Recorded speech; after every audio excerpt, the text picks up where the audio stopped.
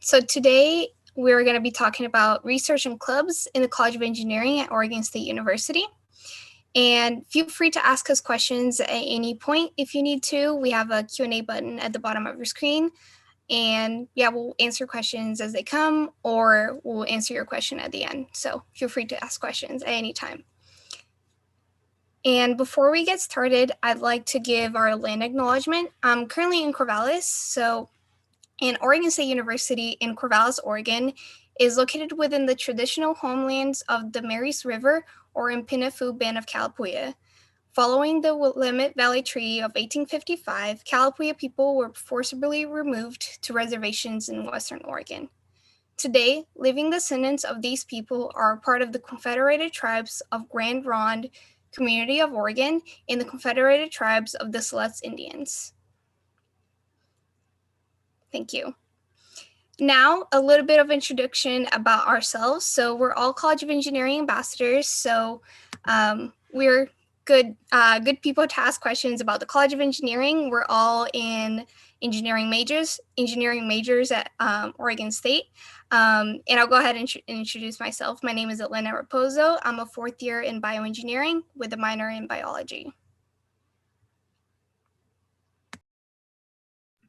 My name is Kristen. I am a senior studying mechanical engineering with a minor in aerospace engineering, and I'll pass it off to Riley. Hi, I'm Riley. I'm a senior studying chemical engineering with a minor in chemistry, which is a bit redundant, and I'll pass it to Lauren. Hello, my name is Lauren. My pronouns are she, her, and I am a senior studying chemical engineering. And we'll jump right on in. This presentation is mostly about research, and we'll also touch on clubs within each of our majors in the College of Engineering. At Oregon State, we are an R1 research university, so there's lots of resources available for you here.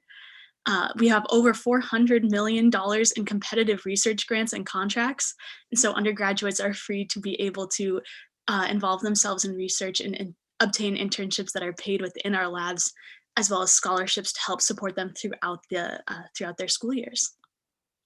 This starts with undergraduate research for scholarship and the arts, which is a 15-week program held during the academic year. So typically it goes from the middle of winter right through the end of spring term, and you get a $750 stipend to do the research kind of your choosing. So it doesn't have to be within your specific major or even within the College of Engineering. You're free to explore your interests, and it's specifically for our first and second year students, as well as our first year transfer students. So it can help you engage in different fields and explore your creative side as well.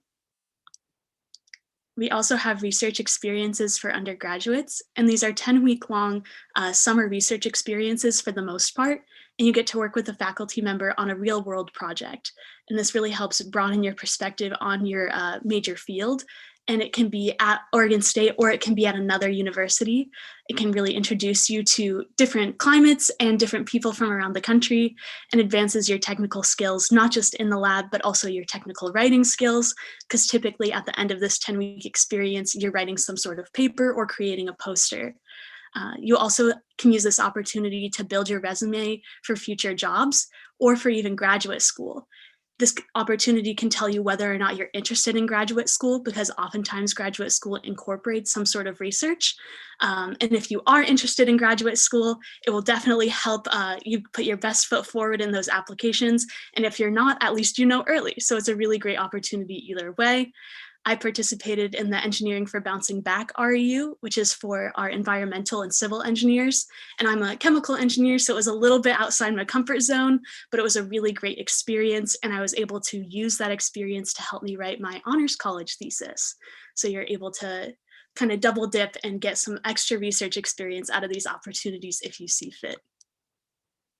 If one of those programs doesn't work out for you, or a mentor that you're interested in working with, some professor isn't signed up for these programs, but they do have research, you're able to reach out to these professors on an as-needed basis. So you can just email whatever professor you would like and see if they're interested in potentially hiring you or letting you volunteer in their lab for a little while, or even just get a tour of the lab so you can see a little bit of their equipment and what they do on a day-to-day basis. Each of our professors has a website, and you can see a bio about them and their experience. And then this usually links to a website for their research group so that you can see what sort of research they've been up to, what kind of news they have to share, and see the different people they have within their lab group, so that maybe you know an undergraduate who's already working in that lab, or you've had one of the graduate teaching assistants for one of your classes who's working in that lab. And that can give you a way to communicate with different professors. And different departmental websites and weekly newsletters also post opportunities, so that there's lots of ways for you to get involved with potential research. On top of research, another great way to get some hands-on experience is to join a club. At the very beginning of the school year in fall term, we have what's called the Engineering Plus launch, and that website is still live right now. So if you're interested in learning about our clubs, we can post a link so that you can check out all of our clubs. There are over 60 within the College of Engineering alone, and we try and get people involved right off the bat. For all of our clubs, it's not really about the knowledge that you have going into the club. It's about having a mentality where you want to learn, and you can work in a really interdisciplinary environment, meet lots of faculty advisors and other students through this route. Within chemical, biological, and environmental engineering, there's lots of research to go around, and we'll talk about a couple different labs within each set of majors throughout the presentation today. But I'll start with chemical engineering in the Storzinger lab. They're focused on renewable energy, so electrochemistry for the most part can be used to store energy in chemical bonds, which can later be extracted upon demand. An example of this is splitting water, or H2O, into its parts, hydrogen and oxygen, using some sort of applied voltage, oftentimes a battery. But what they're looking at is how to develop catalysts which are earth abundant and efficient, and then can be selective in driving a desired reaction. So they're working on seawater electrolysis and other renewable energy sources, and they're partnered with the Pacific Northwest National Laboratory in this effort. The lab that I work in is the Navab lab, and this is within environmental engineering, and they focus on tracking antibiotic-resistant bacteria and other pathogens within water systems. So my thesis right now is on tracking antibiotic-resistant bacteria in stormwater through different columns, so filling them with soil and seeing how well the soil can filter out the bacteria for us. And their main research project right now is testing 17 different wastewater treatment plants across Oregon and seeing how the different climates within Eastern and Western Oregon or along the coast impact the amount of bacteria going into the plant throughout different seasons, and how it impacts the processes themselves that are there to get rid of the bacteria. The World Health Organization thinks that antimicrobial resistance will be killing more people than cancer by the year 2050. So if we don't do anything to stop it, then that might be our potential future, but some of these projects could hopefully help assuage that fear. These are pictures of some of the labs we have within chemical, biological, and environmental engineering in Johnson Hall. With just being a part of these majors in the College of Engineering, you get exposed to a bunch of different lab work through your courses. And so these are some pictures of some hands-on labs that you get exposed to just by being a student here. On top of that, you can be in clubs. And so this is a picture of our Chemi car team. They create a car that is roughly the size of a shoebox, and it has to start and stop with a chemical reaction. But as you can tell, you have to make a full car, so there's mechanical engineers involved in this. There's a lot of wiring, so we have electrical engineers. And then the starting and stopping reactions are mostly focused on biochemical engineers. But anyone is really welcome, and it's a lot of interdisciplinary work. And this team gets to go travel to regional and national competitions all across the states. And it's a really great opportunity to get a lot of hands-on experience without having any experience beforehand. I will pass it on off to Elena. Thanks, Lauren. So next we have our School of CCE, which encompasses the majors of Civil, Architectural Engineering, and Construction Engineering Management. So within civil engineering, you can do things like planning, designing, construction of like highways, bridges, water supply systems, really anything you see on your day-to-day basis usually has a civil engineering major involved in it. Next, we have the architectural engineering, which is the application of engineering principles and technology to build the design and construction of a building. or bridge or building or anything related to it. And lastly, the construction and engineering management involves the blending of engineering and construction knowledge to create sound business practices to efficiently build and manage major engineering projects. So within the CCE, there are many different projects that you can work on within like research. One of them, as depicted on the left picture, is a picture of the Calari Research Group. And they are focused on sustainable transportation network by considering not only the long-term performance, but also the energy efficiency and environmental impacts of the design of a transportation system. One current project that they're working on, which is funded by the Oregon Department of Transportation, is called the Constructing High-Density Longitudinal Joints to Improve Pavement Longevity. So basically, these are a lot of like long words, but they were just looking at the construction of longitudinal joints, which are just joints within a structure, to improve how long a pavement can last, basically. And their end goal at the Calari Research Group is to develop methods and technologies to construct transportation infrastructure that is more cost efficient, socially beneficial, and does less damage to the environment. So another research group or another research area within CCE is within the wave research. So the OH Hinsdale Wave Research Lab is depicted on the right picture right there.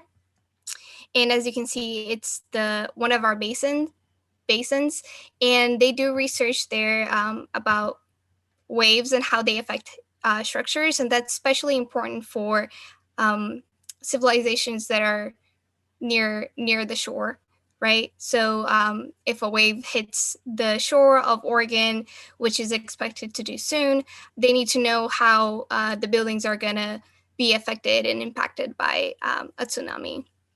And in the next slide, we have a picture of our other basin, which is it's our largest basin within the OH Hinsdale Wave Research Lab. And within there, we have actually a bunch of different research groups that do their research there. We have research groups that come from different universities, even different countries, to do research there. So it's actually pretty cool that we have a wave research lab within OSU. We have one of the largest wave research labs in the world, and they use the smaller wave tank, which is in the previous slide, to model geometric wave patterns and test smaller models of structures. And like I said, that there are other labs in the facility, and it's also home to our driving simulator, or a Ford Focus made out of plastic that is connected to sensors and projectors. The driving simulator is used to improve signage and road layout to make new roads as safe as possible. And there's also a structural engineering lab located within the Wave Lab. And all these labs are run by professors in the Department of Civil Engineering. Lastly, but not least, let's talk about about the different clubs that we have within CCE. So we have the concrete canoe, which is depicted on the bottom picture and the left picture on the top. The OSC chapter of the American Society of Civil Engineers competes in the concrete canoe competition every year. The team has to build a canoe made out of concrete that floats. So they basically have to redo their concrete material every year so that they can compete in this competition. And the first thing that the team has to do with their canoe is that they have to completely submerge it in water, and then if it floats up by itself, then you're good to go. And after they test everyone's canoe, they basically do a racing competition to see who gets there first. So that's one really cool one really cool club that we have within CCE. And the other one is the Steel Bridge that is depicted on the top right picture. The Steel Bridge team designs a 1 to 20 scale model of a bridge and competes against other Pacific Northwest universities in the area of lightness, stiffness, construction speed, economy, and aesthetics. The bridge is fabricated and welded at OSU, and then they have to basically take it apart and construct it again during the competition at the conference. And the bridge has to support, at any point of the bridge, it has to support 2,500 pounds. So it's pretty crazy that they have to assemble that really quick and be able to support that much weight. So I'll pass it off to Kristen, question mark? Riley, sorry, my That's bad. okay. So I'll be talking to you guys a little bit about the School of Electrical and Computer Engineering, and then we'll talk a little bit about robotics. So I'll give an overview of the majors right now. Electrical engineering and then computer science are two relatively similar majors. A lot of our students get double majors or will get a minor in the one that they're not getting a major in. So there's a lot of overlap among the courses of these two majors, but electrical engineers are going to be focusing much more on the hardware side of things. So they might be doing things like building the inside of a smartphone, developing pacemakers that help people's hearts work, or anything that involves hardware and electrical circuits and things like that. Computer scientists are going to be focused a lot more on software. And so that kind of means anything that is coded or is done with software. So they're learning a lot of coding languages while they're here. They're taking classes like data science, and they're developing different things like that. And in their career, they may work for a company like Microsoft or Google or even Airbnb or Zillow or anywhere with an online presence, essentially. And then next, I'll talk to you a little bit about robotics, which is not an undergraduate major that we have here. It's only a graduate program, but there are a number of ways for our undergraduates to get involved. And one of the best ways to get involved is through our robotics center. So that'll be shown on the next slide. So our robotics labs are located in Graf Hall, and there are a number of different labs located in here, and they are all essentially available to our undergraduate students in the form of research. So if you're interested in robotics and you were hoping to major in robotics, one great way to get involved with robotics here on campus is to just find a professor who's doing research that you're interested in and talk to them. A lot of times these professors are teaching undergraduate classes, or they're just available by email and are really excited to talk to students about their research. And they're doing some really interesting research. One of our most notable robotics projects that we're working on is Cassie. And we've just developed a predecessor, or whatever comes after a predecessor to Cassie, named Digit. And what Digit will be doing is getting paired with an autonomous car and delivering packages. Cassie is a bipedal robot. And so she's one of our fastest bipedal robots in the country. And sorry, I'm getting ahead of myself. There are a few other focuses that we focus on in this robotics lab. So one of those might be soft robotics. And soft robotics is a really interesting form of robotics. It's different than what you would normally think of with a hard-shelled robot. These are much more like an octopus tentacle. So they can do things like going inside of the human body or doing kind of like octopus motions and a number of things like that. And then one of my favorite robots that we have here on campus is the comedy robot. And so this robot is really interesting. It tells jokes and then gauges audience response and tailors its jokes so that it is better for the audience that it's speaking to. And so now we'll go into some of our EECS clubs that we have here on campus. Okay. So one of our most notable EECS clubs is our Mars rover team. So our Mars rover team every year is tasked by the NASA Mars rover competition to build a new Mars rover from scratch. And so they're given a task that the Mars rover has to do.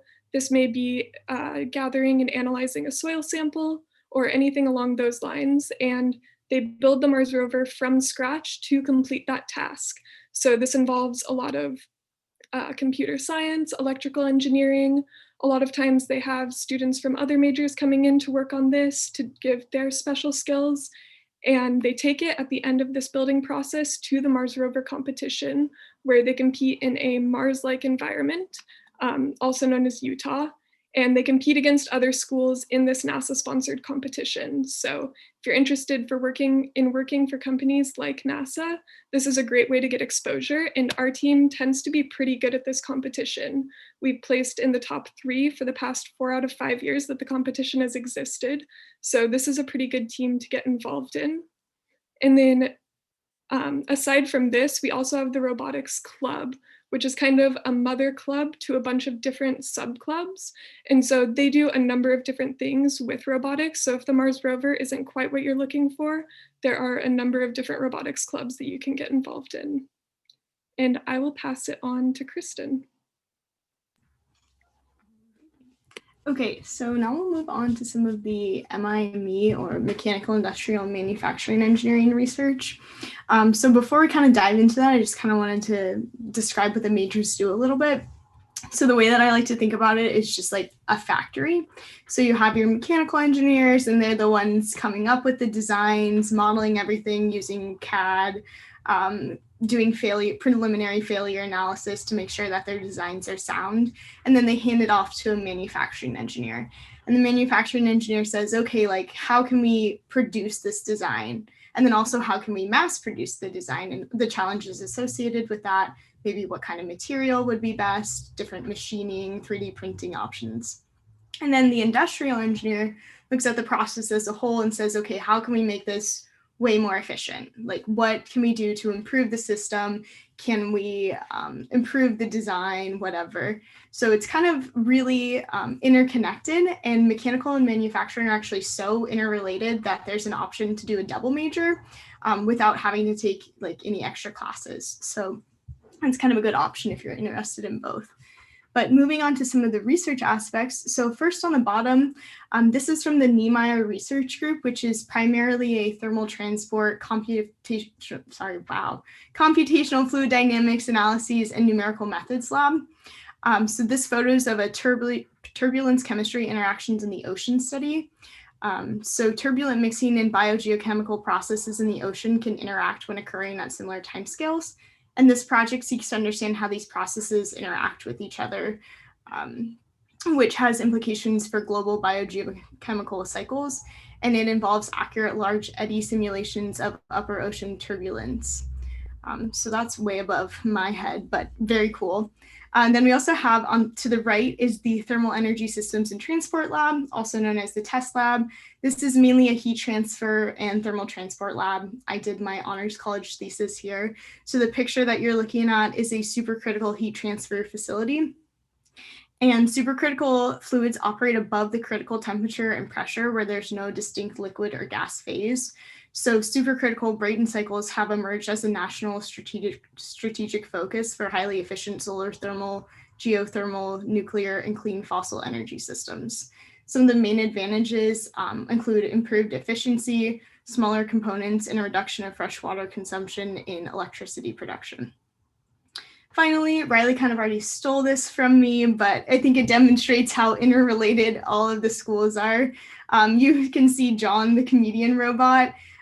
This is a part of the Social Haptics Assisted Robotics and Embodiment Lab, or SHARE. John has toured over the greater Los Angeles region giving different comedy shows, and he has different sensors that help him understand when he should move on, like if the joke wasn't very funny or if the audience is really enjoying it, if he should give it a little more time, and then he can kind of tailor his jokes to fit the robots or the audience as well. So if you could go to the next slide, Lauren.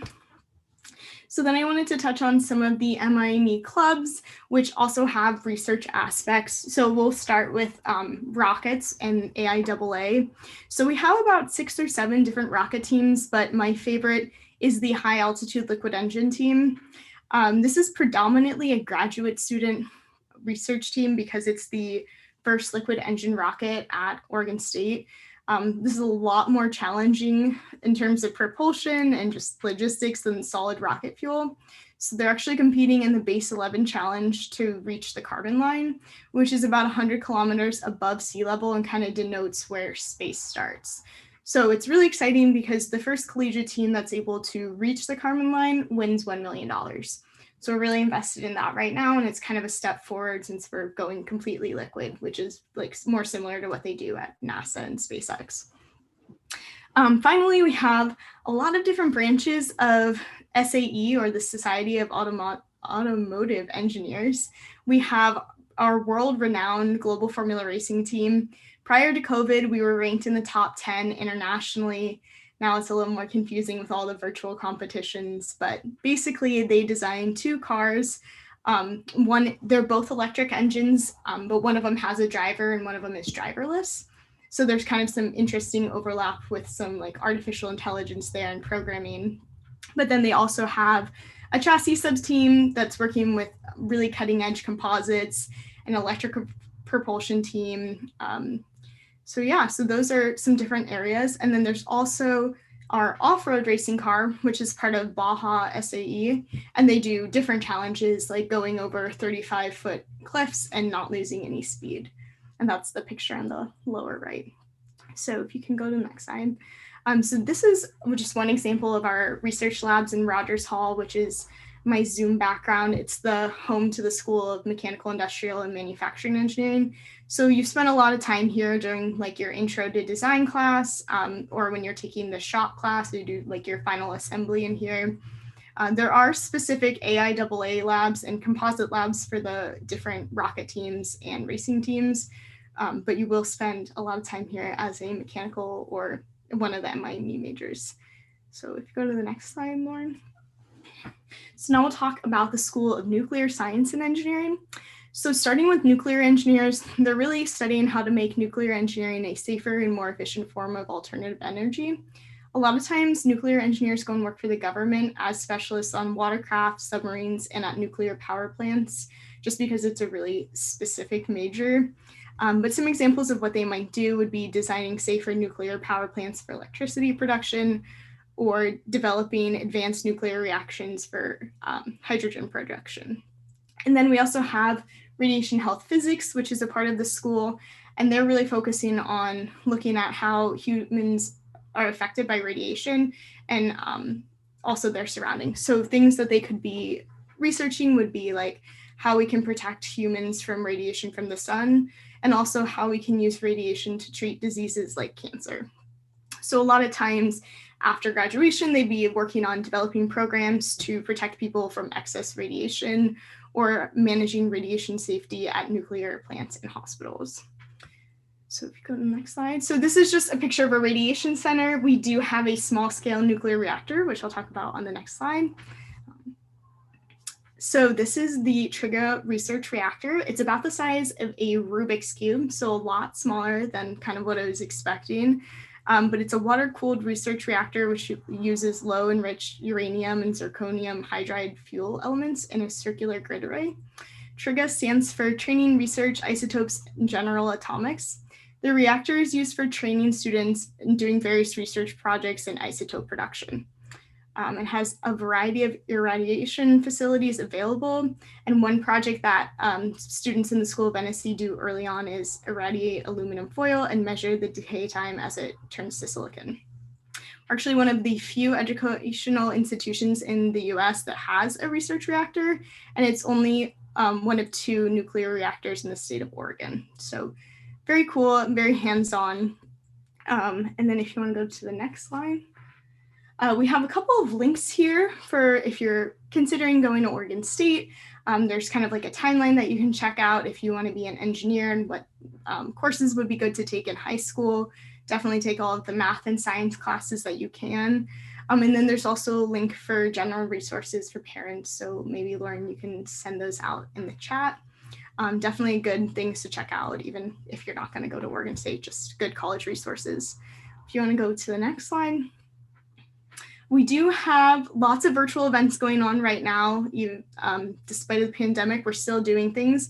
We have virtual tours of both the campus and the College of Engineering, I think pretty much every day. So definitely go check that out if you're interested in viewing Corvallis. And then we also have a new lecture series on engineering and other various topics. And then we're hosting webinars like this one and other ones. So definitely go check out that link and see if there's something that interests you. And then if you want to go to the next slide. So that's pretty much it for today. If you have any questions, we'd be happy to answer them now. But also if you have other questions and you'd rather ask them at a different time, you can feel free to send us an email. Or if you think of a question later on, you can also shoot us an email and somebody will definitely get back to you. And now I will stop sharing my screen and I will send out a couple of the links that we talked about in the presentation and that Engineering Plus launch links that you can have it right where you need it.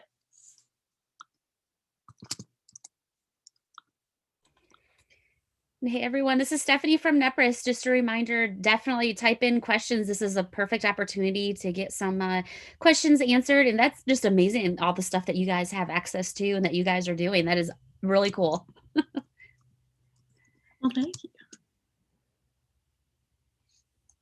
Yeah, you guys can use the chat button or the Q&A, whichever you prefer.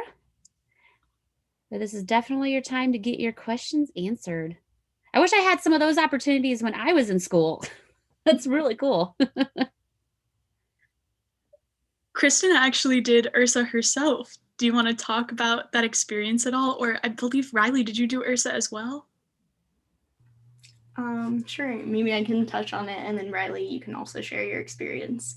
So it was my freshman year of college, and I wasn't really sure how to get involved with research, but I just saw it on like a general email list, and I was like, okay, that sounds cool. And so they have this big packet of professors and their research descriptions, and you can look through them and pick one that works well for you. It doesn't have to be like in the same school.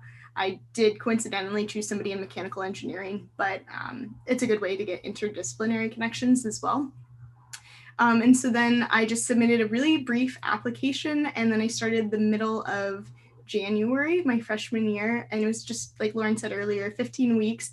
I was working on improving like flow uniformity and solar thermal panels. So it was a really great experience. And then I finished that project up kind of early, so then I started moving on to developing heat sinks using a genetic algorithm. And because of that experience, I was actually able to get an internship with Intel after my first year of college because they were working on something similar, and my research professor had a connection there. So it's definitely a great way to build your network. And I think that it's really helped like me succeed in my college career. I also ended up doing a research experience for undergraduates, like Lauren was also talking about, through the same professor and lab. And it was a really great way to get technical experience early on, which is good for getting jobs in the future. So yeah, Riley, do you want to share about your experience? Yeah, totally. I did it my sophomore year, which is the last year that you can apply to be in it. And I thought it was really nice because I was able to interview multiple professors and kind of hear from them what they did for their research.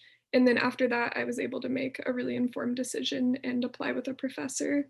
And so I ended up doing water purification using these like little gel beads filled with cells, and the cells ate the toxins in the water and kind of neutralized them and made them safe.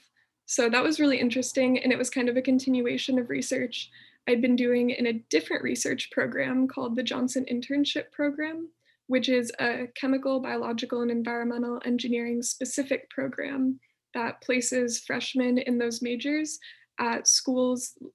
So OSU is one of the schools, but we also have U of O and PSU, and I believe OHSU as options for our freshmen to go do research and get paid over the summer to do that.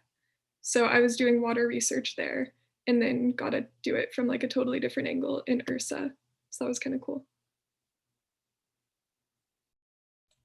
Yeah, that's pretty awesome. It seems like it would be a lot of fun. So everyone's being shy. They're not adding questions right now. So I'll go ahead and ask a couple. What are your guys' favorites? Because a lot these are high schoolers looking at going into college. What would be your favorite thing about your university or college in general? Because sometimes it's hard to really wrap your head around going to college. So a little bit of like a personal, your guys' favorite thing about it, I guess. I have a specific one that I always talk about.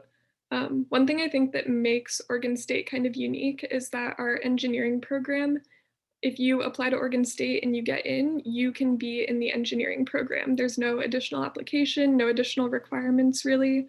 And so it makes it a really inclusive and collaborative environment, which I really like. I feel like I'm not really competing against any of my classmates and we're all able to succeed. And so because of that, everyone just really wants to help each other out and we're always like sharing help. We're studying together a lot. We have a lot of shared study spaces. So you'll see people in like these large groups studying a lot of times. So I just kind of feel like we have this big community who wants to help us succeed, especially in chemical, biological, and environmental. I feel like we get pretty close because we take a lot of the same classes. So I really like the community of the engineering school. That's awesome. I love that versus having the deep competition, you know, so that's really awesome. Yeah, I feel very similarly. I definitely second a lot of what Riley has to say.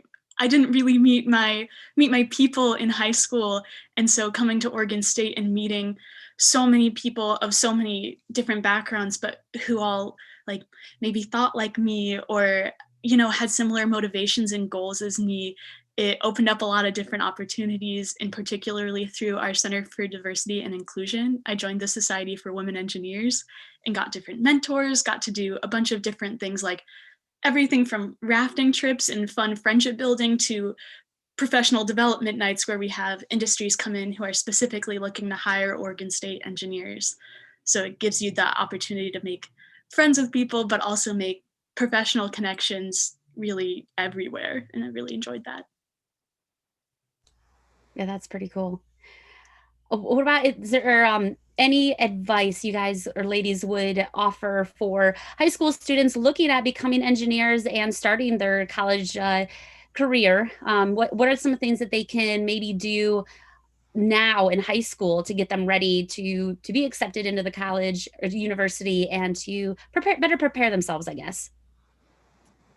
There's a few things that I would say like recommend. One of them is to continue taking science and like STEM courses if you're especially interested in engineering specifically. You might not know what type of engineering you're interested, but that's totally okay. I didn't know like exactly what I wanted to do either, but I knew I liked biology and I knew I liked math, so I went with bioengineering. But I think just keeping up with those STEM courses even in your senior year is really important for that continuation. Another thing is you might want to take IB or AP courses. If you take the tests for those courses at Oregon State, you get credit for those. So you might get the chance to waive off some of the courses that we have.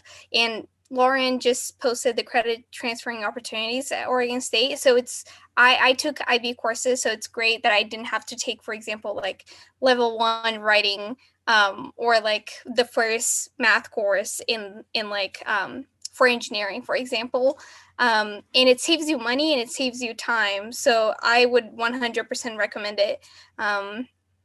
Other things might be getting involved in different like clubs at your high school or getting involved with summer camps that are more specific to STEM like STEM research or STEM area.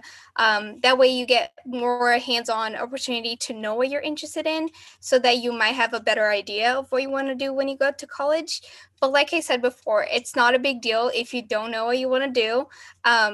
At the College of Engineering at Oregon State, we have a program called General Engineering, which is really great because a lot of students get into the College of Engineering not exactly knowing what they want to do, and they just choose a random major and end up changing it later on. But in general engineering, you get the chance to explore different engineering areas, and that doesn't add any more years to your course. It doesn't add like any more money or anything else. It's just an opportunity for you to put yourself out there and learn what you might want to do with your major. So yeah, I would just recommend exploring as much as you can.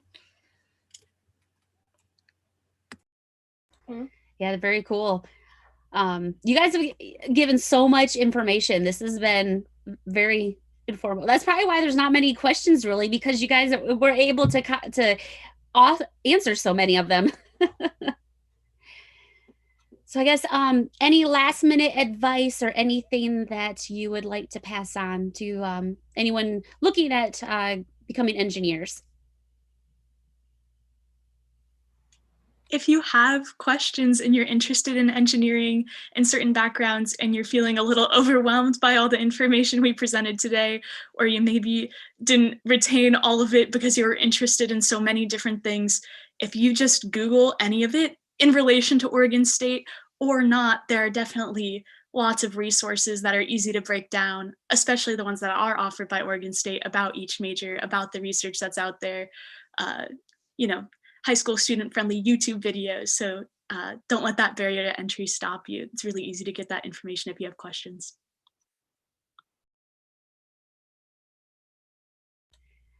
Well, all right. I haven't seen any other questions come in. So if you don't have any other last minute information, we can go ahead and wrap it up. But thank you so much for taking the time to talk with us. And thank you, students, for taking the time to log in and be here. And this is recorded, so you guys will be able to watch the recording later. If you, in case you forgot something or need to write something down, you will also have access to that. So thank you so much, and hope you all have a great rest of your day. Thank you. Thank you, everyone. Thank you.